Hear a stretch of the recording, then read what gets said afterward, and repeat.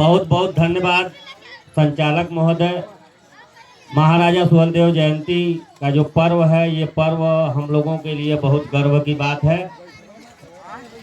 आप लोग यहाँ जो योजना वाली मामला लेकर आए हैं कि लोग जब समाज की बातें नहीं सुनेंगे, लोगों की बातें नहीं सुनेंगे तो वो कैसे, जैसे कहा गया है कि गले में माला विचारों पे ताला। अगर आप लोग बात नहीं सुनेंगे तो सुहेलदेव से कौन सी प्रेरणा लेंगे।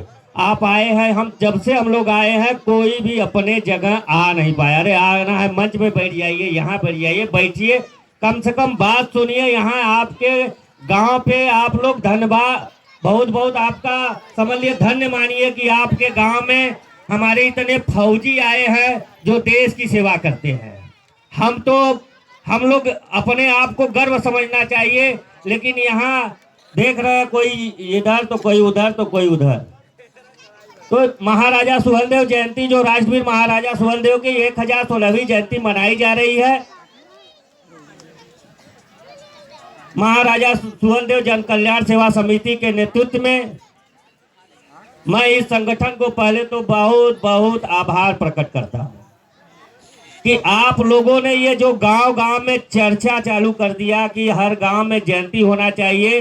जैसे अभी देखे होंगे आज या कल एक दिन में रविदास जयंती है। रविदास जयंती भी उस समाज के लोग गांव-गांव मनाते हैं, तो हम लोग भी आए हैं कि कम से कम गांव-गांव इसका प्रचार हो, लोग इनके महाराजा सुहेलदेव के इतिहास को जाने। जो अपने इतिहास को नहीं जानता है उसका भविष्य अधर होता है, अधर में लटका रहता है।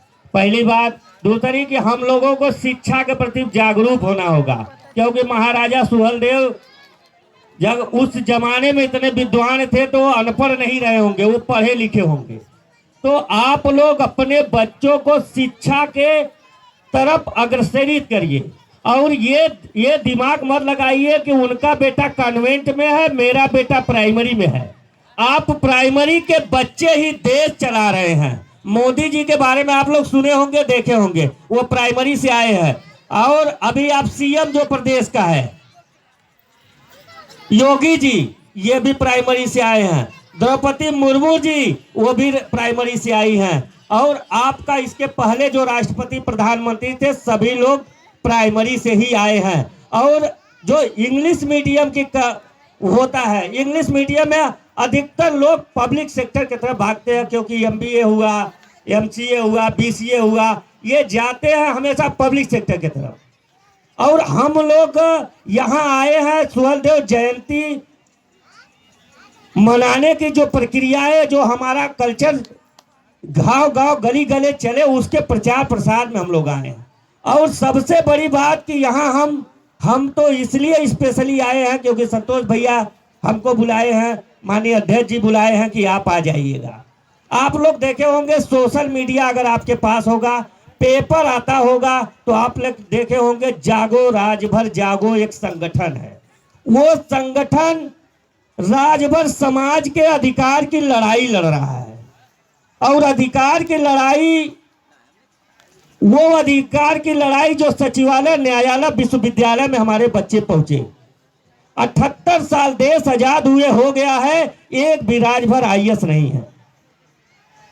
हमको वो शर्म, उसके बारे में हमको ध्यान देना है कि हम क्यों नहीं हो पा रहे हैं। कारण कि जिसको संवैधानिक अधिकार मिला वो समाज विकसित हुआ, जिसको नहीं मिला वो अविकसित रहा। क्योंकि हम दोनों से कमजोर हैं, हम इससे भी कमजोर हैं, हम इससे भी कमजोर हैं। तो हमको दोनों लाने के लिए एक ही रास्ता है, शिक्षा। अगर शिक्षा पे हम फोकस करेंगे तो दोनों पे हम मजबूत होंगे। और आपकी लड़ाई तो हम लड़ रहे हैं। आप लोगों को पता होगा कि 2 महीना 13 दिन मतलब 73 दिन आपके अधिकार की लड़ाई लड़ने का नतीजा रहा कि मैं जिला जेल में बंद रहा। मैं वही महेंद्र राजभर आजाद हूं जिसे आजाद रहने के लिए उनको अंदर भेजा गया कि महेंद्र राजभर जाएगा तो राजभरों के अधिकार की बात नहीं करेगा। आप हमको 1 बार जेल भेजेंगे, 2 बार भेजेंगे, 4 बार भेजेंगे, लेकिन मैं जब तक जिंदा रहूंगा ये समाज के अधिकार की लड़ाई लड़ता रहूंगा, चाहे मुझे जो भी कुर्बानियां देनी पड़े। मैं आप लोगों के लिए विशेष तौर आया हूं कि माताएं बहनें अगर अपने बच्चे को शिक्षा के लिए, कभी मत समझिए कि उनका वो बहुत अमीर है, उनके बच्चे कॉन्वेंट में पढ़ते हैं, आप भी प्राइमरी में पढ़वाइए। नहीं आपके पास बर्तन नहीं है तो हाथ पे चटनी लेकर खा लीजिए, लेकिन बच्चे के किताब और कलम के लिए भेजा करिए।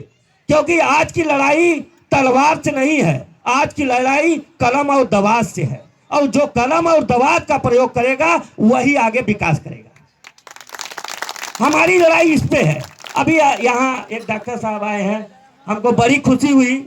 हम चाहते हैं कि एक डॉक्टर साहब एक गांव में आए हैं, आज हमको बड़ा खुशी हुआ। मैं ये जागो राजभर जागो का मुख्य उद्देश्य क्या है जानते हैं?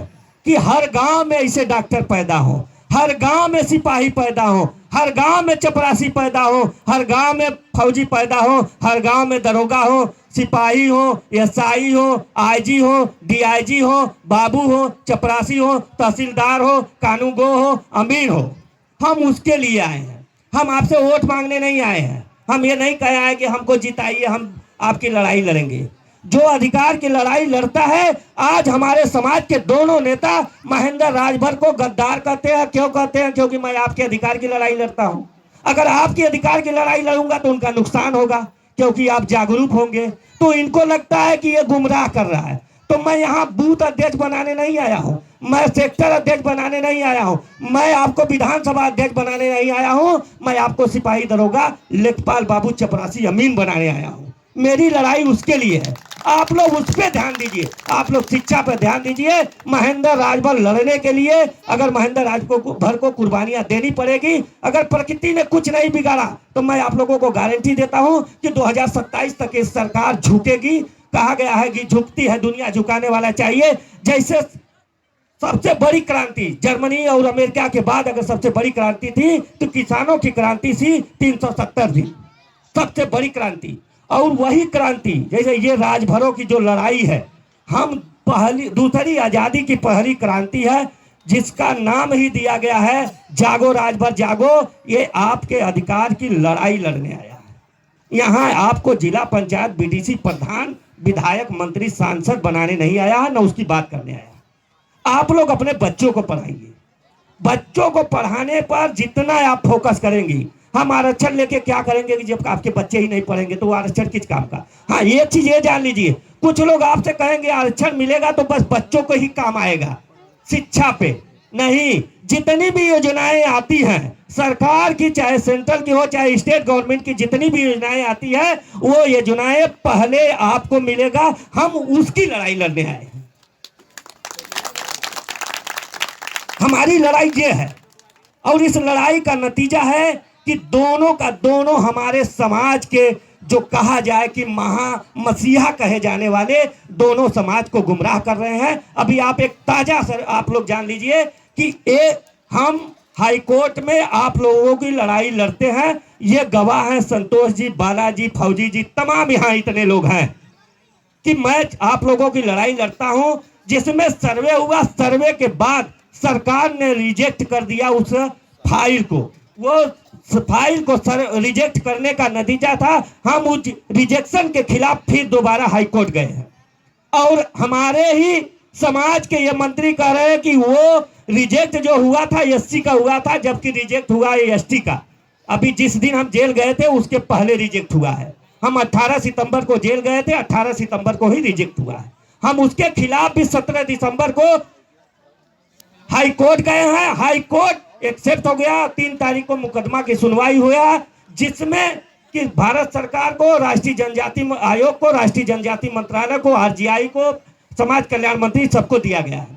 तो आप लोग भरसक प्रयास करिए कि शिक्षा पर ध्यान दीजिए और बच्चों को पढ़ाइए। आपकी लड़ाई लड़ने के लिए जागो राजभर जागो जिंदा है। इनकलाब जिंदाबाद। भारत माता की जय। महाराजा सुहेलदेव की जय। जय भीम। नमो बुद्धाय। हिंदुस्तान जिंदाबाद।